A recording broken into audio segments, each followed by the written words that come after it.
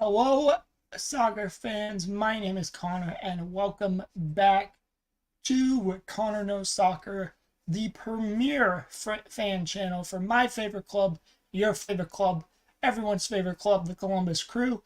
And today I'm trying something new. I'm trying something a little bit different. I'm this is sort of like the pilot episode for a weekly live show like this, like what's going on right now called called Crew Weekly. So basically, the idea that I had for Crew Weekly is I sit down, I give you the club news, I give you some other news going on around the league. Um, we look at player interviews, be a massive report, and on the eve of a match day, or the week of a match day, like today, will like this week we play Atlanta at home. We'll talk about a little bit about the upcoming match and the opponent, what to expect, how the lineup, blah blah blah blah blah, stuff like that. Um, we'll also talk about what's going on within the club, the Columbus Crew as a whole, and a little bit about what's going on around the league. So um, without explaining much more, I want to get right into this show. So first up, we are going to start with the club releasing their new home kits. The home kits were released this past Friday. So this past Friday would have been the 16th as I'm recording this. So let's go ahead and remove that.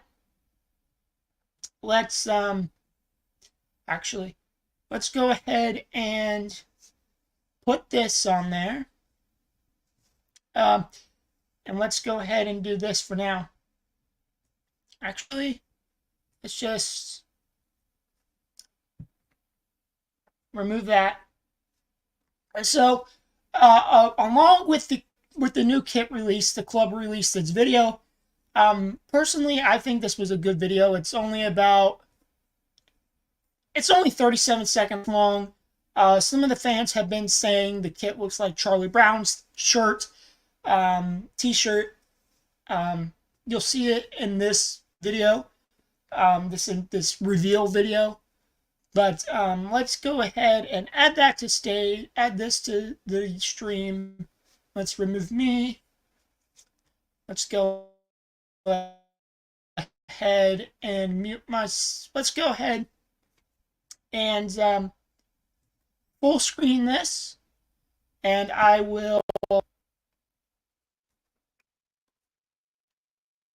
turn up the volume. Hopefully the volume's all right, so we are good to go. So let's go ahead and hit play. So it's like the title is introducing the 2024 home kit. So like they'll say in this video, it's pretty much made to represent Columbus as a whole. But let's go ahead, and Abe Morris is the narrator of this, but let's go ahead and I'll shut up and let's hit play. What is home? When you invite everyone in, it's a place to create connection and make memories that stay with you forever. Our home is historic. Our home is a fortress. A club and a city at the heart of American soccer.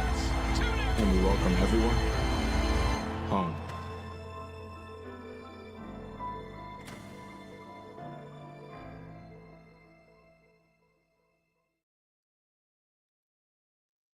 All right. So, as we saw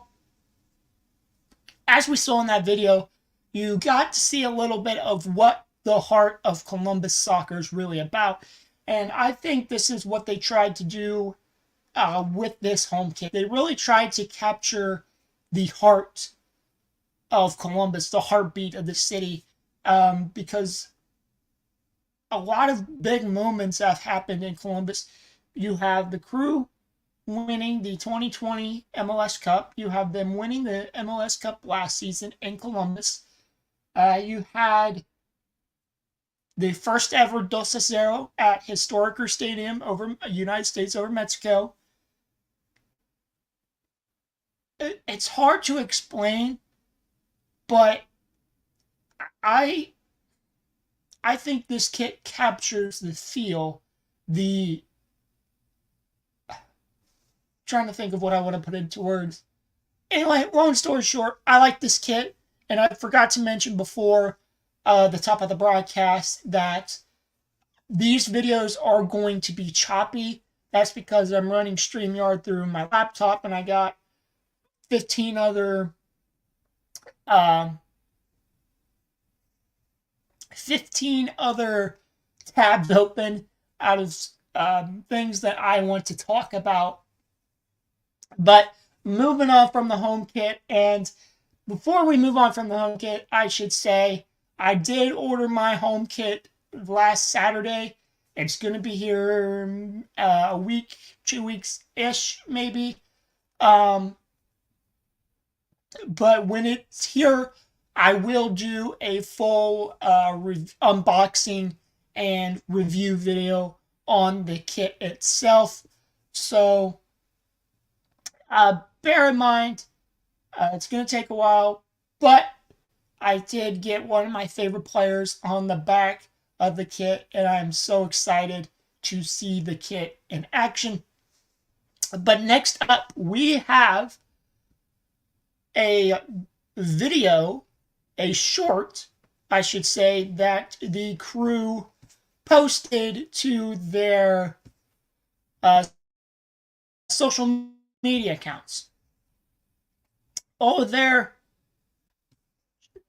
little spoiler there. But the Crew posted this to all of their social media accounts. So basically, what it's a little short, and it's Mario Histrosa with music in the background, rocking in the new kit. He's gonna wear the number 11. I'm personally excited for Mario, however you say it. I did see some of his highlights from Pachuca. Kid's a baller.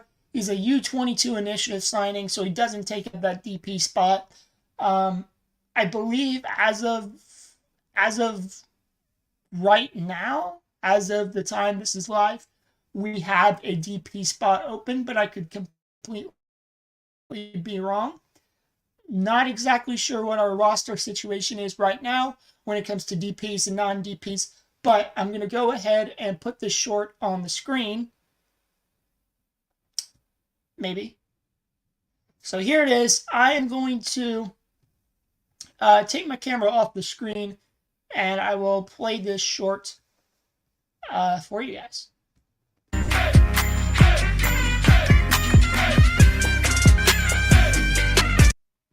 Oops. Wrong short. Can I not hit play? Don't tell me my computer froze. One moment here, folks, while we try to... Beauty of going live.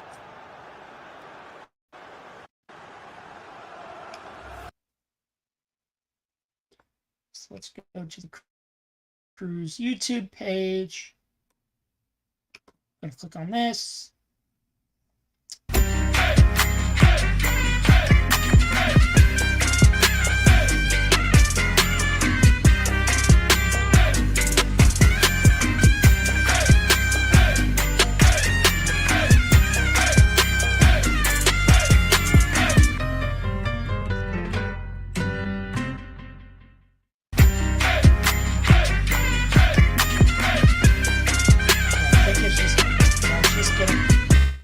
Play on the loop there.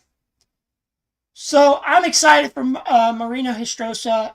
From some of the things that I've been seeing about him, he's like a winger, primarily plays as a winger. But in Wilfred Nancy's system, he can play as that uh, left wing back, right wing back. You know how Nancy likes to convert his wingers into wing backs. Case in point, Yayaboa, who shined in the wing back role late as the season progressed last year. All in all, I'm just excited for Marina Hastrosa. I think he can bring a value to this team.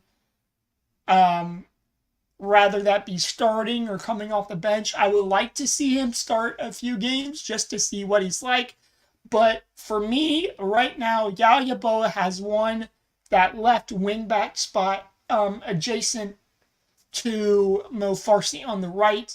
But I would just like to see him start a few games. Next up from the Massive Report YouTube channel, we have a video interview with Wilfred and Nancy.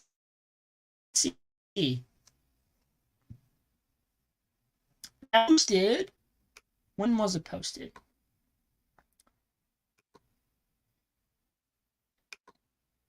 Let me give that a pause. That was posted. It doesn't say. February 12th. If I had my phone.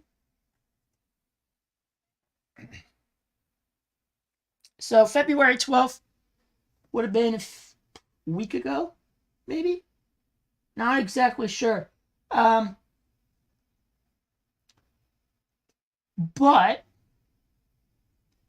let's go ahead and share the screen. So this is a 19-minute long interview from media availability. Again, if you want to see the full video, of course you're going to see the full interview here. But if you want to watch more interviews with players and coaches, I suggest going to the Massive Report YouTube channel. Massive Report, they are a fan-run website specifically talking about the crew. Here's their main YouTube page. So it's just at Massive Report on YouTube. So let's go ahead and click back on the Wilfred Nancy media availability. Hi, Eunice. And we are going to pause that. And we are just going to let it play. So it will be a little choppy because I am running everything off the laptop, so just bear in mind with that. I am going to turn on closed captions for y'all. But let's go ahead and mute my mic. Hold on, let me see if mute my mic, and hopefully the audio plays good for y'all. If it's not, let me know in the chat and I will try to fix it. So enjoy this interview, and I will be back with y'all after the interview has concluded.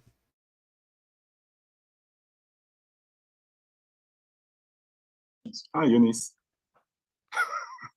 Coach, hello. Just a reminder, if you have a question for Mr. Nancy, there we go. Brianna, go ahead. Hello, I hope you're enjoying California. Yes. The better or worse than Florida? I would say we have a nice view here, so I cannot complain. I like it. I'll let you know what I think. But I do want to ask you. You're in the second leg now. What is the difference, and how does the intensity rise in this second leg compared to the first leg? Yeah, really good intensity. I'm really pleased with the way we work. We are ahead, and at the same time, we have to be aware that everything can happen because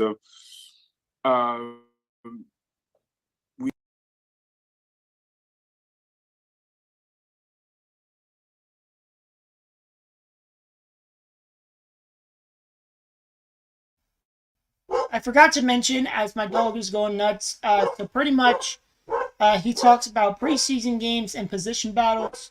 I forgot to mention that off the top, but I am going to go ahead and let the rest of this interview play. Hopefully I don't get copyrighted. Massive report, if you're watching, this falls under fair use. Columbus Crew, if you're watching, this falls under fair use. Credit goes to you guys. The Marina Histrosa video, just search up Columbus Crew on YouTube or social media. It'll be on there. And again, the Wilfred Nazi, along with player interviews, will be on the Massive Report YouTube channel. So credit to these guys. I'm going to shut up now, and I will let the rest of it play. They work really well. You know, as you know, we have 1 week less compared to last year, but we are on the right track in terms of intensity, in terms of volume also. So we were able to do what we wanted to do in terms of minutes played for the players the last 2 games. And now this is more about really the concept, you know, offensively and defensively, and the evolution. So about what we want to do. So I liked this is a challenge time for the moment, because they're able to do good things, but now the idea is to add certain things, but I'm really pleased with the way they've been so far. How does your expectations rise as the intensity is rising? You're seeing they're able to keep up. Do your expectations and what they're producing and doing in training rise as well? Do you own your home in North Carolina, but still rent your electricity? If you pay more than $50 a month electricity, then you might already know about the $0 down solar program that became available on September 1st, 2020. Yes, all the time, you know, we have a standard of performance. And for us, the standard of performance is win the day. Win the day for us is to work as the best as we can. And this is something that hasn't changed, but they do it well. Now, the job with my staff and I is all the time when the player is able to reach the challenge that I give him, the idea is to give him another things, you know. So all the time we want to add layers, and this is how they're going to be able to grow as a player also. So, but I'm pleased so far with the way they responded, knowing that it hasn't been easy for them, because last week, sorry, was a really hard week in terms of fitness-wise, but also tactically, and a lot of informations. But they did a good week, and this week also, I'm pretty happy. And I know you're not a coach who usually singles out players, but as a whole, do you feel like the players have every challenge you've given them, they've been able to rise to? And are you happy that you have to give them more and more challenges? Yes, and I'm happy also to help them to go back on track, because, you know, they're all human beings, and sometimes as a human being, you can enjoy your comfort zone. So the idea is all the time to be at the edge of this comfort zone, you know, so to get out of this comfort zone. So for me, it's challenging also, because I demand more about what I want. So, but again, this is the purpose of my job. So I'm happy with that. And do you feel like you demand more, especially the guys who've been there with you day one, compared to the newer guys, or even some of the guys who came mid-season last year? Yes, the group is really good to empower the new players, and I'm really happy about what they did and what they are doing. Now, the idea is all about structure, but within the structure we need discipline, and this discipline is going to help us to be more creative, to innovate a little bit more. And this is the focus that I want for my player, to be able to put a little bit more doubt on the opposition, to add more tools offensively but also defensively. So this is the idea. Thank you. Thanks, Brianna. Tyler, go ahead. Coach, last year, we saw at times during games you would take off Matan and bring on Christian. It's kind of like a changing the profile type thing, like you like to mention. Do you see that kind of going into the season as a position battle between those two? And what will that look like? No, it won't be between those two. He's going to be between all the 5 offensive players that have. So again, the idea is last year was last year. You know, sometimes when I take decision, obviously you don't know all the tools, but this is not. It could be my decision could be regarding the chemistry, regarding the interaction between few players. But after that, I can have a decision also about the profile, really the profile. And sometimes it could be about the mental aspect. So it depends. There is a lot of things that I'm gonna have to see and adjust. So the idea is we have a few forwards with a different profile, and we have Christian, we have Jason, we have Mati, we have Marino also who can play in this position.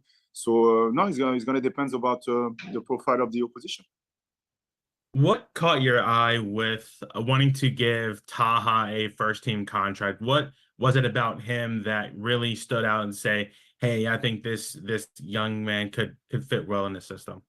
I would say a young, modern number 8. You know, it's a box-to-box player, and technically, obviously, he has quality, but he's able also, you know, to play between the lines, but also to pass the ball behind the line.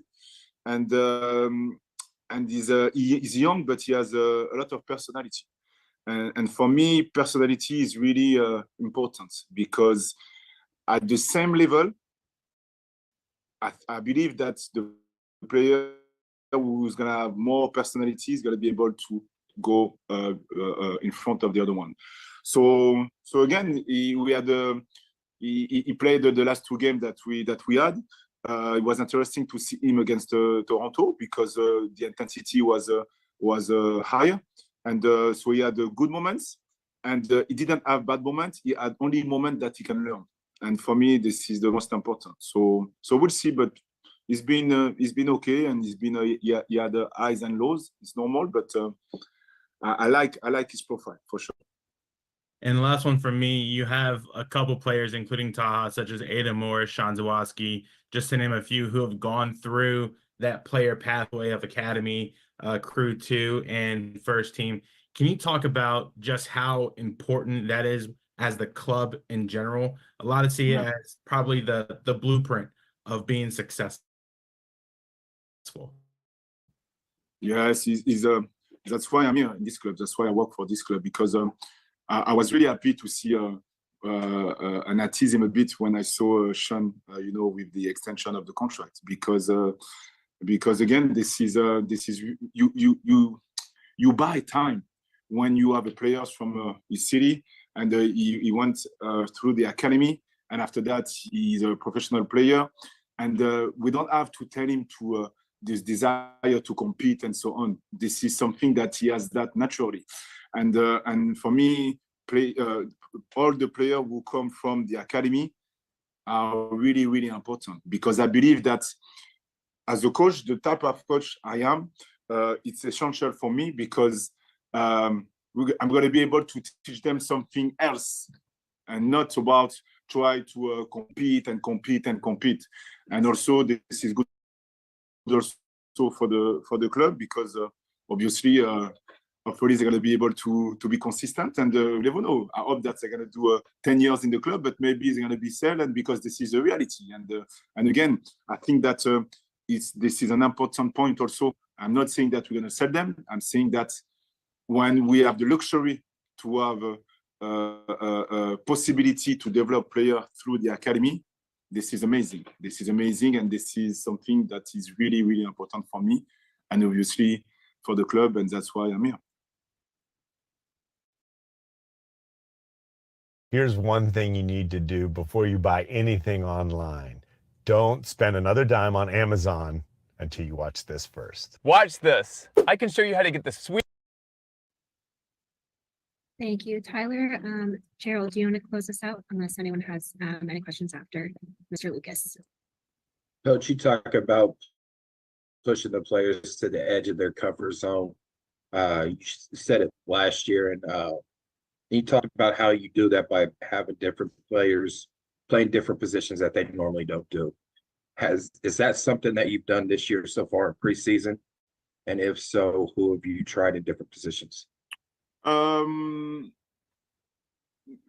would say this year during the preseason, no, I didn't do it because all the players who were playing in a different position, this is the same, I would say.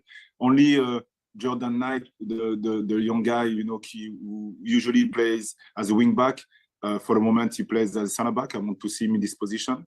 But no, for me, this is more about, the do things on the pitch that they don't see quickly. So I'm going to give you an example. So we are really good to attract the opposition, but sometimes we don't have to attract the opposition. Sometimes we could put a ball in behind. And this is all this kind of thing that I want to challenge them, because the first camp was about the closest distance with the players, how we get the shape around the ball and so on. And now I want them to see also that while we are trying to manipulate the opposition, is it possible also to see far and to play far if we need to? And they are not comfortable with that because it's difficult for them in terms of try to look far to see close.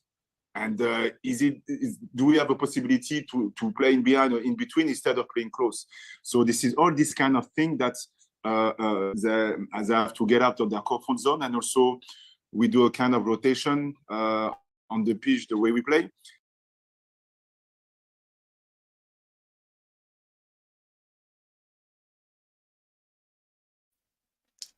All right, so I wasn't going to play that whole interview, but I've never watched that I haven't watched that interview yet, and I wanted to talk about a few things that Wilfred Nancy talked about and some of the questions that he was asked. So the question that I thought was real good was asked by Ty Fisher of Massive Report. He's a writer for Massive Report, and he also does a podcast called the Wise Men Say podcast with Gerald Lucas, and we got Isaiah in the chat here. Let me see if I can pull it up. He says Nancy is a man of his principles. Exactly. Watching that interview, to me, the dude's a genius. Like, I'm not going to beat around the bush, but he simplifies his answers to something that everybody would understand. Like, he doesn't overcomplicate his answers.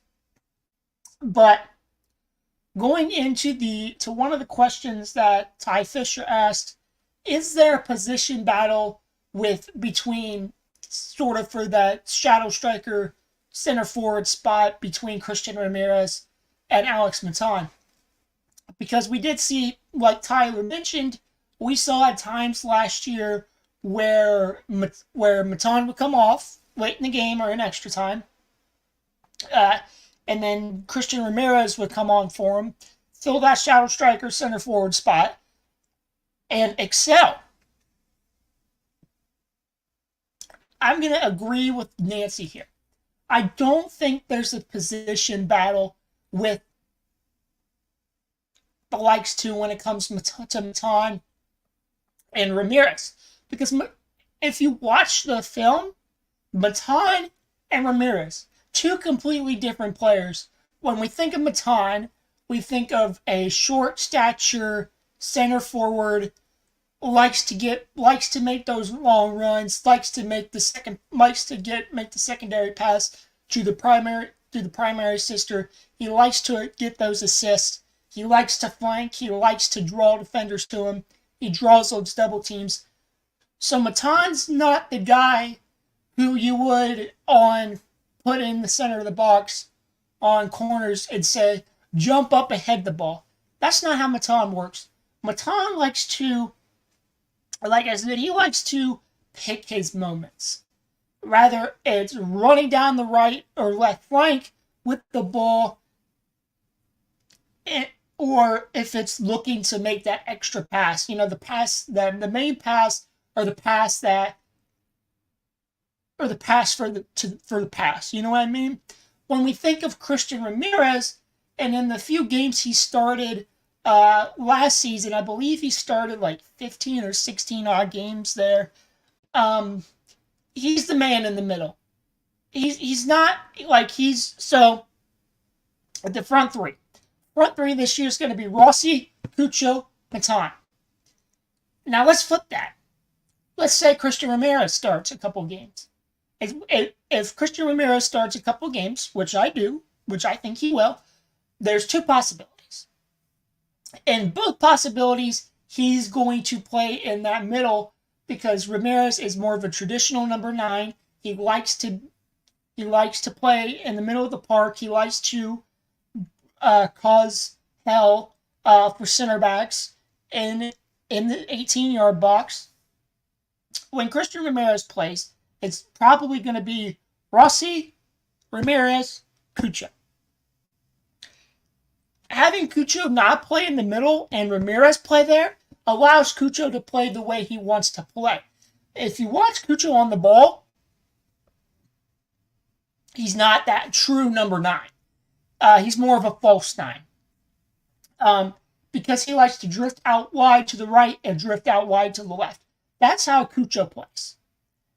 But for the sake of Ramirez, he's a big body in the box that you can have him attack balls with his head on set pieces, corners, free kicks. But like Nancy said, long story short, I don't think there's a position battle there.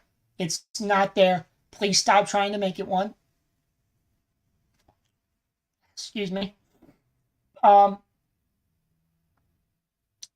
would much prefer if Christian Ramirez came off the bench like he did last season.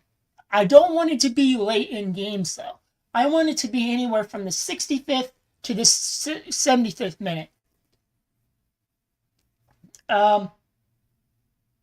Isaiah says, I could have simplified what Isaiah said here, but he says Cucho oftentimes is the playmaker for the team. Zeller leaves and Cucho takes over. Exactly. That's the point I was trying to make. Cucho's not going to be your out-and-out striker. He's not going to score 20 goals a season. Hopefully he does this season, but he's not going to. He's always looking for that extra man. Ramirez is more of a guy who you can just put in the box and say, go get him. That's my take. But before we move on to the question from Gerald Lucas, again from Massive Report in the Wiseman Say podcast, does anybody have anything else to say about the possible position battle between Ramirez and Matan? Matan played good in the games that he started in, especially in the playoff game. I think it was game 3 against Atlanta. He's running down the right-hand side. He has the ball, and Miles Robinson looks at him, and he says, oh, shit, I got to go help double Matan. Matan sees that, slips it to Cucho, and that's a goal.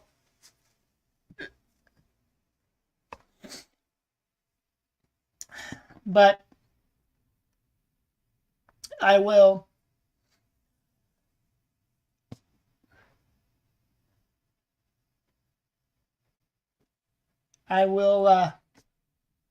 leave that question posed there just in case anybody wants to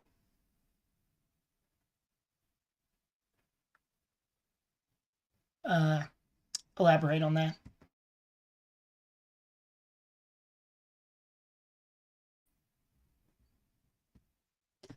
Okay. Let's go ahead and move on to the next question. The next question from Gerald Lucas, I think he asked about the signing of Taha from the academy to the second team to the first team. Isaiah says, Columbus's front three is like LAFC's early last year. No true strikers, but a bunch of shifty goal scorers. I agree. The only true striker on the team is Christian Ramirez, and he comes off the bench. I call the front three of Matan, Rossi, Cucho the three-headed monster. Because that's what it is. Because you shut down one of them, you got two very capable playmakers and goal scorers in Rossi and Cucho, but Matan, he's not really much of a goal scorer. I mean, he's a great fundamental player. He plays like a Matan's a weird player in this case. Matan reminds me sort of like the point guard on a basketball team. He always has his heads up and always looks to find that open teammate. That's my thinking. You know, I put 2 and 2 together. But let's go ahead and move on to another video clip. This is from Morning Footy. This video is titled 2024 MLS Preview Columbus Crew, and it is a 5-minute, 45-second clip from Morning Footy. And what I am going to do is I'm going to let it play. Hopefully CBS doesn't come after me. Again, this falls under fair use. This isn't copyright. I'm not copying your content. I'm going to, unlike the Nancy interview, I'm going to let this play. And I am going to pause it at key points and talk about what they're saying. So without further ado, let's go ahead and share the screen. And here we are, 2024. As my dog is going nuts, give me 1 second. Do you guys prefer this screen or this screen or this screen or not that screen? This screen, or full screen? We're going to rock with the full screen. Okay. So, I'm going to shut up. I'm going to hit the play button, and we will talk about this together. If it loads. One player who's electric, and the team plays around him and for him, and he works hard on both sides of the ball. He makes them so dangerous. And what is really encouraging. So they're talking about Cucho here, and as you see on the stats here, 33 games, 21 goals, 13 assists last season. A lot of that was after Zelarayan left. And when you look at his expected goals for last season, 25.3. That's fucking nuts. And I look for Cucho to have an even better season than he did last year. Because this is his first full season without Zelarayan. And I think it's just going to be fucking fantastic.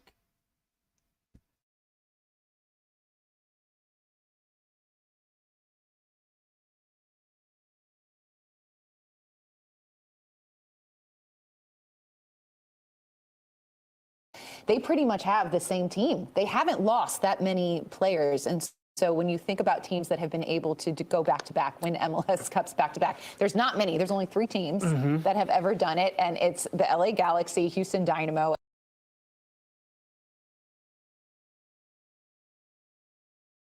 Okay, so this next screen here, they are talking about notable transfers, incoming, outgoing. So the first one that really sticks out to mind is Marina Histosa from Pachuca. and Derek Jones, from the free agent from Charlotte FC. Derek Jones, I'm really, really, really fucking excited to see, because Derek Jones is that guy who can play in the midfield. He can play as a center back, and I look for him to get some starting minutes, whether that be for Aiden Morse or Darlington Nagbe, when the fixtures start to pile up with CONCACAF Champions Cup, with possible U.S. Open Cup and Leagues Cup. I also look for him to start some MLS games, but Marino Histrosa from Pachuca and Derek Jones from Charlotte, I'm very excited to see. And then the notable outgoings here, Jimmy Medranda, meh, he can leave. Really don't care. He didn't play much for us last year. He's a free agent.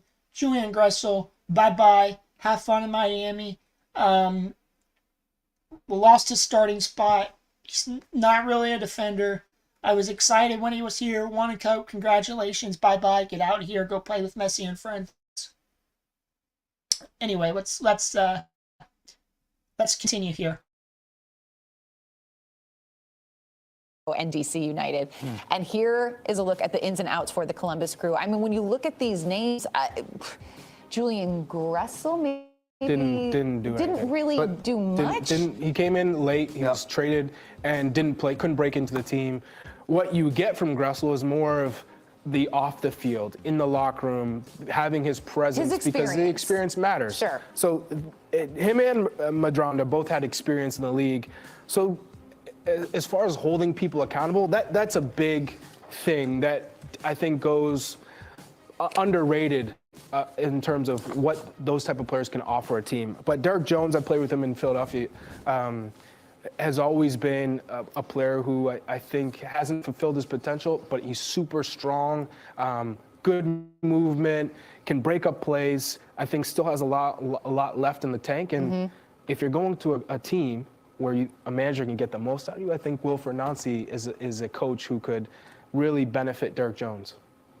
So you guys are telling me, I'm looking at the odds. I don't like it when odds are put out on the screen and you want to look at it. I mean, considering what you guys are saying, if I had $10 and I said, oh, if I had $100, you give me a Benjamin. I put $100, I get $800 back on Columbus doing the double. It would be a smart bet.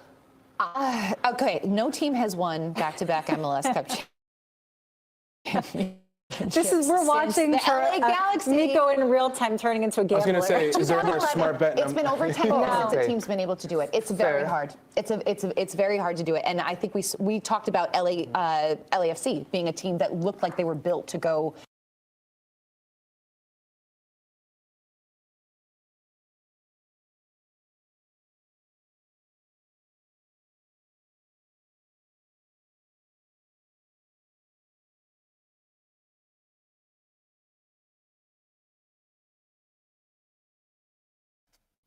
Alright, completely forgot I had my mic muted. So pretty much they're talking about Columbus repeating as champions. Out of all the teams that I could see possibly winning the title, I think Columbus has the best chance. Miami, you saw what they did in the preseason. LAFC, looks like they're doing some sort of a rebuild. Cincinnati, meh. Seattle, meh. Philadelphia, meh. But as of 2 weeks ago, plus 800 odds to win the MLS Cup, and Inter Miami plus 250. That's fucking insane. First of all, Isaiah says here, Gressel's too of a traditional fullback. To be a better option. Exactly, and that's why he lost his starting spot to Mo Farsi. Just saying. Now, what they're going to talk about, Philly isn't as strong as 20... Thank you. Thank you. That's what I'm saying. Meh. That's what meh means. So, they are going to get into the projected starting 11, which is, spoiler Spoiler alert, the same exact 11 as last season, but I'm going to let Charlie Davies talk about it, and I will give you my thoughts. Look at the Because you have Rudy 11. Camacho, who understands what Will Fernandes wants and Okay. played with him at Montreal, but Camacho is slow. And when he has a tendency to dive in and anticipate and step. And when you step, that you're creating a lot of space. And so Schulte had a pretty good season. He got on the U.S. Men's National Team, got the call for January. I think Does he hit a sophomore slump? well, we saw what Celentano did. Yeah. And he had a slump to start last season. So you got a target on your back. Okay. So, this is pretty much the same starting 11 we had last year, towards the end of last year. Schulte, Camacho, Amundsen, Marrera, Morris, Nagbe, Yeboah, Farsi, Rossi, Cucho, Matan.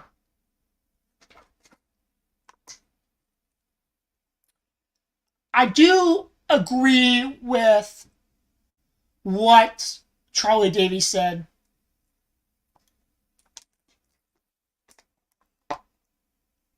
I'll get back to Charlie Davies in a minute. But I like what Isaiah said here. He says Columbus is the best shot to be the dynasty of the 2020s in MLS. Thank you. But going back to what Charlie Davies said about Rudy Camacho. Rudy Camacho is slow and he anticipates the ball. I love Rudy. I'm glad we got Rudy. I'm glad we got a veteran voice in the back line who knows what the fuck he's doing. But there have been too many times last year where he almost cost us. He almost cost us in the MLS Cup because he had a back clearance. Again, I think Rudy Camacho is a good player. He's the veteran voice on the back line we need. But given his age, I would like to see designated player center back signing Yevon Cheberko get some starts at the center of the back three. Amundsen, fantastic player. Did not think he was going to be this good when we signed him from New York City after Will Sands tore his ACL. Yeboah, phenomenal. Morris, Nagbe, phenomenal defensive mids. Farsi, phenomenal. Rossi. Here's my bold prediction now.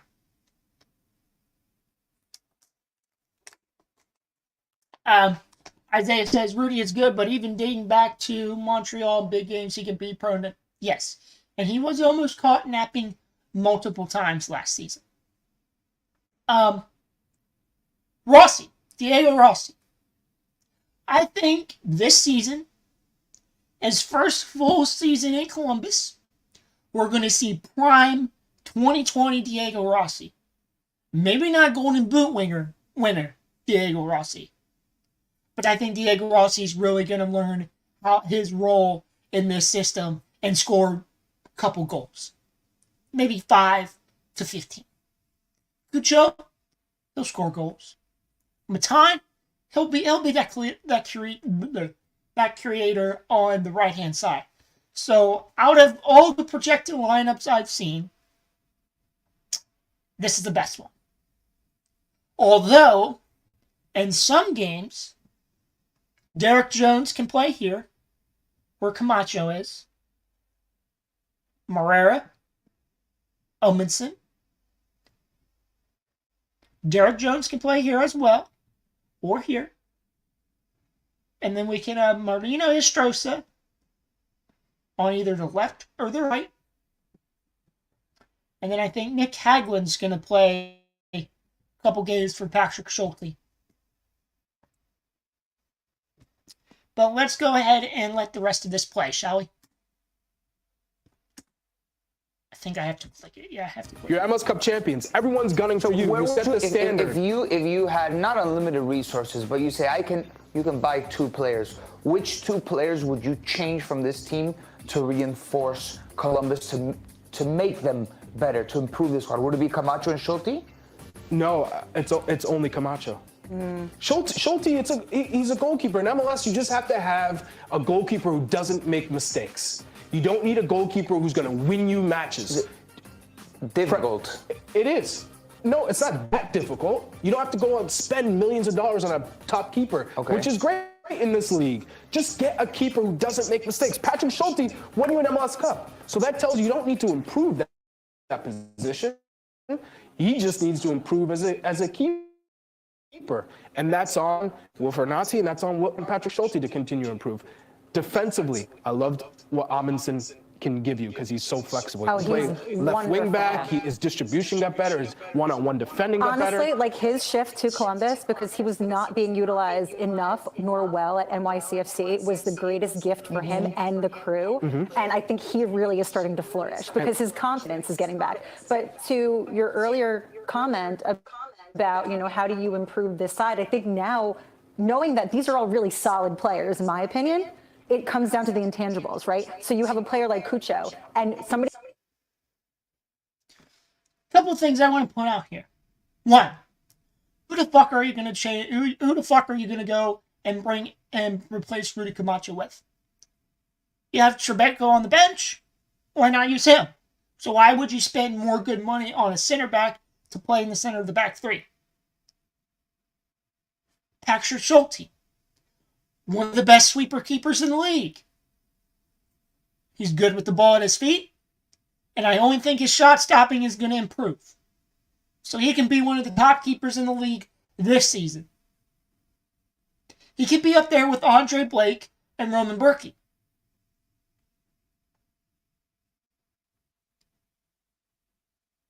That's all I'm going to say on the matter. And I like what they said about Amundsen. Amundsen has become one of my favorite players on this team.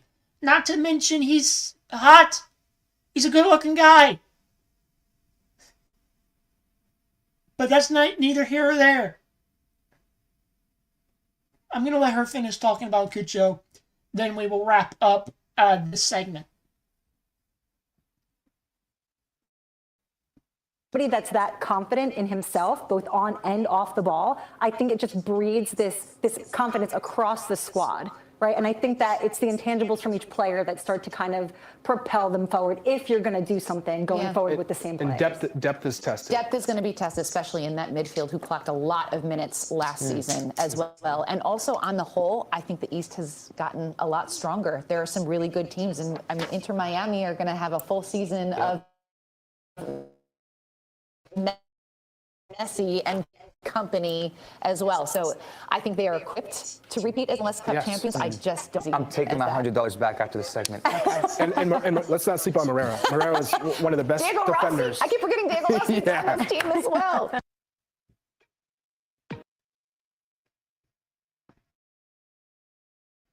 Okay. So, thank you. Like, does the morning footy crew not watch any MLS? Like, did they not watch the Orlando game?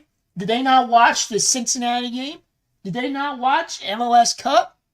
Schulte's only going to get better. It's not fucking rocket science. If he improves his shot stopping ability, which I think he will, he's up there with the Andre Blakes, the Roman Celentanos, the Roman Berkeys.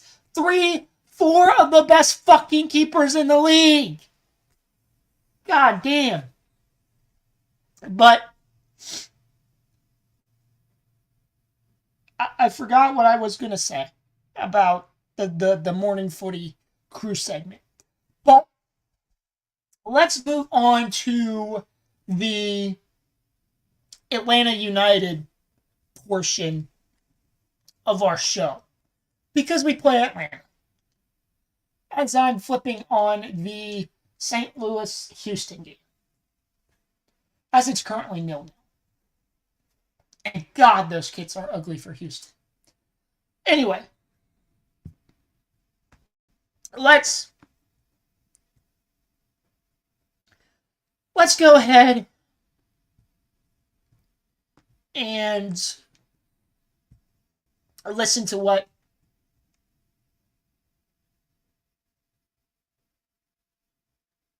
Isaiah says. Miami will be the biggest threat, not now, but when Ferreira's replacement is in and Gramansky is back, it will show. It all depends. Like, can Suarez play a full season? Messi's not going to play a full season. Busquets, I doubt he'll play a full season.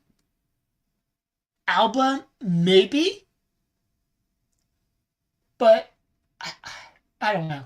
I honestly don't know. I can't speak on a team I have zero knowledge about. But let's go ahead and play this morning footy segment about Atlanta United. Like always, I will let it play and then we will talk about it. So let's rock and roll. By the way, I'm starting this 7 minutes and 40 seconds in because the first half of this interview is talking to Giacomakis, and I really didn't feel like playing that whole interview. But let's go ahead. Hit. As it says here, finished 6th in MLS Eastern Conference, lost in the US Open Cup 3rd round, knocked out in Leagues Cup group stage. So this was Atlanta United's season last season. And Isaiah says, that's why we need Ferreira's replacement. We got everything else covered, even a striker. All right, so let's get right in to Atlanta United, and I will let them play. I will let this play when needed, and I will pause it when needed and to talk about. But let's go ahead and hit play. Going. Defensively, they were really, really bad. They were 26th in interceptions. They were 26th with 1.6 goals conceded. To your point, now you pick up Gregerson, you picked up Bartosz I'm going to butcher his last name. I know. S-L-I-S-Z, I think it's Sleeves from Warsaw. Right, from Warsaw. Yeah. And then you pick up Dax McCarty, which is a bit of veteran DM energy. Good for training, but you depend on him all year. But you also lose Miles Robinson I do think on that the he's back line. pretty rock solid. Right, and you do lose him, but then you have Gregerson sliding in there, which you have a new face. To Nico's point, when you lose. Okay, so Atlanta United notable additions. Bartosz of Legia Warsaw. U.S. international goalkeeper Josh Cohn from Maccabi Haifa. Dax McCarty, a free agent from Nashville. Stan Gregerson from Bordeaux. Nick Firmino from Atlanta United. When I look at that list, Bartosz I'm not familiar with. Josh Cohn, I've watched him in Champions League qualifiers for Maccabi Haifa. Great goalkeeper. Dax McCarty, we all know what he can do. We saw him in Nashville in RSL. Stan Gregerson, not really familiar with, and I don't know Nick Firmino because I haven't watched MLS Next Pro. But that's a solid team, man. Solid team. Some of those players that are integral to your success in March, is this going to be what makes up the difference in the long run? Yes, it might plug a few holes that were leaking last season where they had problems with the defense, but where is your firepower? I think the consistency is going to be a big issue. Can you build on a previous win? Okay, so notable departures. This is where it hits them. Miles Robinson to Cincinnati. Santiago Sosa to Racing Club. Franco Ibarra to Rocio Central. Mathis Rossetto to Atletico Parmenas. And Miguel Berry to LA. Robinson's going to be a big miss. Not sure about Sosa, Ibarra, Rossetto. Miguel Berry wasn't utilized. Hardly at all. I mean, we're looking at some of the players that they've lost here. I mean, look, Robinson, Sosa, and Ibarro. Those are big losses down the spine of that team. Even So Rosero. absolutely. I think, though, too, is like when you look at Atlanta, just their trajectory, even with their entrance into MLS, they came in so hot that they saw expectations success are so high. Right, it's very hard to come off that cliff 100. and replicate that statistically, irrespective of who you are, but especially when you're bringing in players that you're going to have missing for gaps. I think too, like, Gonzalo Pineda is probably going to be one of those coaches that are under a huge amount of pressure. Okay, so I like what they said about Gonzalo Pineda. If Atlanta doesn't start off hot, bye-bye, Gonzalo. We're showing you the door. I don't know much about Atlanta, but we're already past the hour mark, and we got a few more things to talk about. So next, we're going into the Fire Pineda. It all depends. Here's my thing. Telling Gary Sim, yeah. Here's my thing for Atlanta United. Their season makes or breaks with Thiago Almada. Now, we know Almada's going to be there for the first half of the season. But once we get into the summertime, is he going to go to Europe? Is he going to go to Copa America with Argentina? Is he going to go to Paris with the Argentina Olympic team? He played in the pre-Olympico for Argentina's U23 team. He captained that team. I watched some of those games. Dude was a fucking beast. Who else they got? Yakimakis, Silva. Is that it? Is that the only firepower they have? Yakimaki, Silva, Almada. That's all they got. That is all they got. 3 guys. 3 guys. Almada leaves.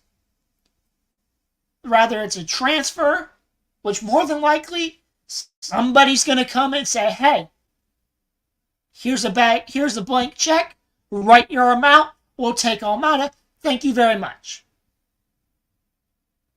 Almada leaves. This team falls apart. Period. End of story. And then if Almada leaves, they got Jean de Silva and Yakimakis. Great players, but they can't carry a team.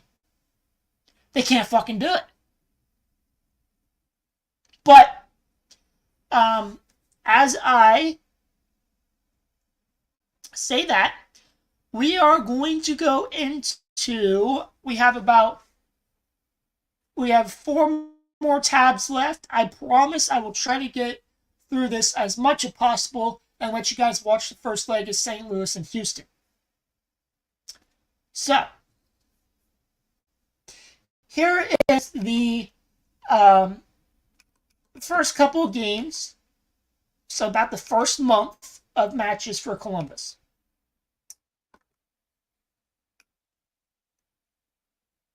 So Saturday, home to Atlanta.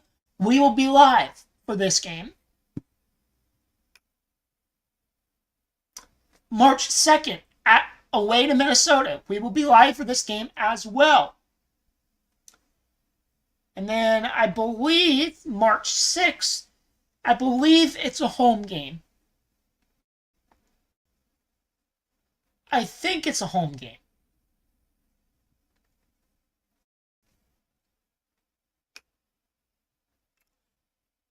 Okay, so it says, okay, so it's an away leg. So it's either going to be away to Houston or St. Louis. And my schedule, lost my schedule. Maybe. If it comes back. Come back to Papa. Come back to Papa, please. Why is my schedule being a bitch? My schedule is being a bitch. Don't be a fucking bitch, please. Here we go. Okay, so then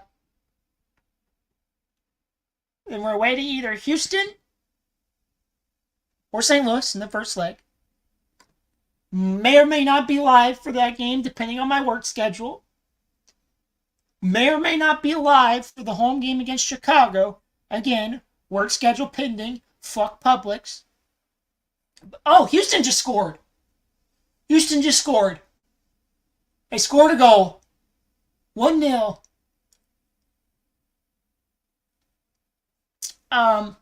Then it's Chicago at home. Then home to either Houston or St. Louis. Home to New York. Away to Charlotte. And away to Nashville. It's a rough opening season. Opening month to the season. But I think we'll manage. Like I said, we'll be live for the Atlanta game on Saturday, for sure. The Minnesota game, for sure. And then I can request... I'm just going to request Saturdays off during the season. And call it personal time. But, hey, brother needs to work. I made $25.63, and I worked something like 17 hours last week. I think it was 10 and a half hours, something like that. I made 12 fucking 15 hours. So yeah, fuck you, Publix. This next thing here is an article written by Wilf and Nancy, but I'm not going to read you the whole thing because I am strapped for time. But if you want to read the whole thing, there it is. It's a great article. I recommend you read it.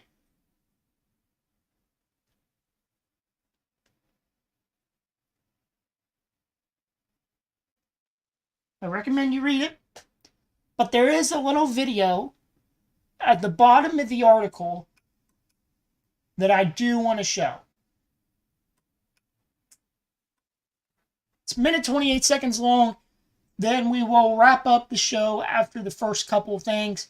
There's really not much crew news going on. Power rankings really don't matter whatsoever. But I'm going to show you this video, then we will end the stream here, because we're an hour, 7 minutes in. I did not plan on going this long.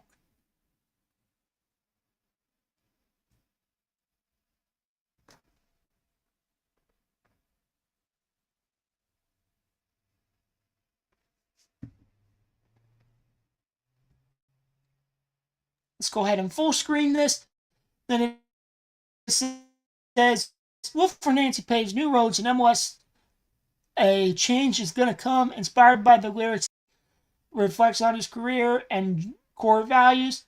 I'm excited to watch this with you guys, so let's go ahead and hit play. I did an exercise 10 years ago to know myself, to know who I want to become. And yes, I am a coach, but also I don't do this job only to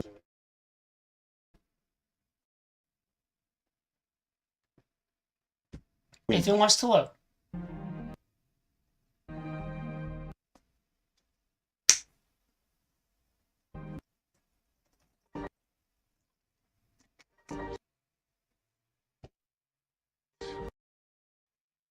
I do this job also to create a story, to create memory, and also to, with a lot of humility, inspire people. I had him in Montreal, and everyone knows the class. Everyone speaks so highly of him, and on the field, he's a magician. I don't think he should be looked at for what race he is, but I mean how great of a coach he is in. his philosophy throughout the game. I mean, everybody saw that this year, and I think that was the main focus on him, you know, how great this guy is. Hopefully he's opened doors for other black coaches to come in and get those positions. And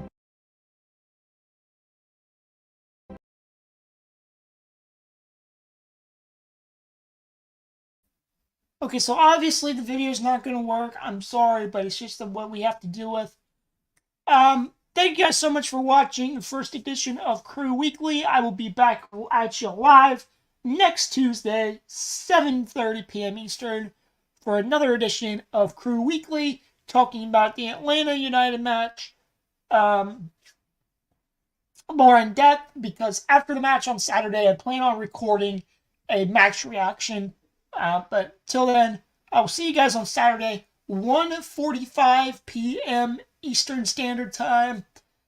We will be doing a live watch along, so I hope to see everybody there. Till then, guys, as wise men say, only fools rush in. Peace. Have a good night.